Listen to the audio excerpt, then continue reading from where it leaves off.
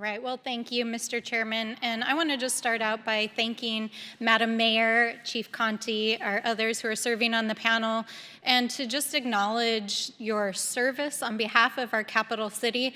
And also, I see a lot of very proud staff sitting behind you. Thank you for serving the people of DC. Thank you for serving our nation's capital.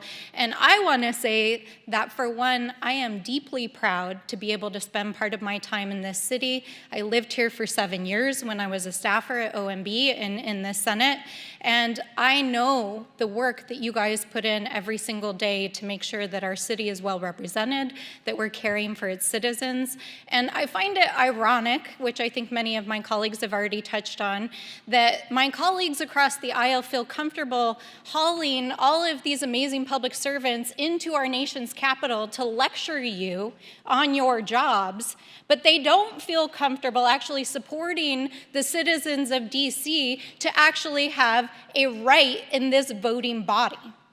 But I also find it ironic, and I want to also echo and give snaps to my colleague, Jasmine Crockett, who pointed this out, that we're here talking about crime while one of our colleagues from across the aisle, who's been indicted on 13 criminal counts, is not only at large after being bailed out of a New York jail, he is walking around this Capitol voting, and the people of DC do not have representation in these halls. It's outrageous. It is absolutely outrageous. I also find it ironic that we've seen such a dystopian view painted of this city over the last several hours. As somebody who's lived in this city, I came here when I was a kid. Today I was walking past the Capitol steps and I saw a bunch of kids on their 8th grade trips. And I was thinking about how much this city has transformed over the last several decades. And that is because of the policies Madam Mayor and you and others who are sitting here today have put into place. The social programs, universal pre-K, investments in infrastructure. This city has literally been transformed under your leadership for good. People have come back to the city. Young people want to live in this city. So I'm proud of the work that you all are doing, and I want to provide the opportunity because I've heard a lot of outrageous lecturing, a lot of misinformation, and the kind of usual partisan chaos that we hear in these hearings, to give you some time to talk about the things that you care about, things that you feel Congress can do to help support the city, and to address any issues that you feel need to be addressed this morning.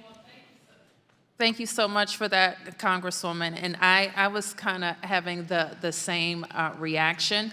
While as mayor, you don't want to see any crime in your city, you definitely don't want to see increasing crime. I know that we have the tools that we need to drive it down. And while at the same time we're doing that, we haven't given up on the agenda that advances our city.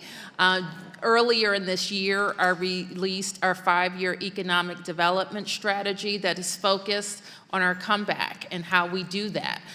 We focus on our downtown for sure, but also on all of the wonderful neighborhood corridors all around our city that are thriving. Thank you for mentioning our children and the investments that we've made over the last 15 years in our school, which actually are attracting and keeping families in Washington, D.C. We're equally proud to have the #1 park system in the country, and that people in Washington, everyone lives less than 1 mile from a recreation center or park.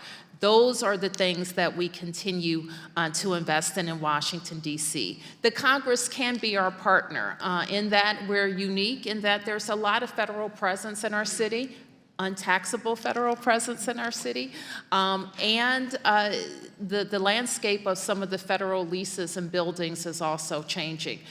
We have a great example of a partnership right in the center of Washington, and the Congresswoman, of course, has helped advance the discussions around Franklin Park, where we use local dollars to invest in an underutilized park that is now the center of our downtown. We've done that at the Wharf. We can do it at, we're doing it now at Walter Reed, St. Elizabeth's, and we know that we can focus on underutilized parcels elsewhere. Thank you, Madam Mayor. And I just want to add quickly on universal early childhood education. We actually are fortunate in New Mexico, in my home state, to have taken the advisor from the district who helped to create the first universal child care program in the country at the state level based on DC's model, because it's been so successful. It's been amazing. Thank you. So I want to thank you for your service, and I Thank want to you. thank all of you who are here today for everything you do for our city. Thank you. Yield back.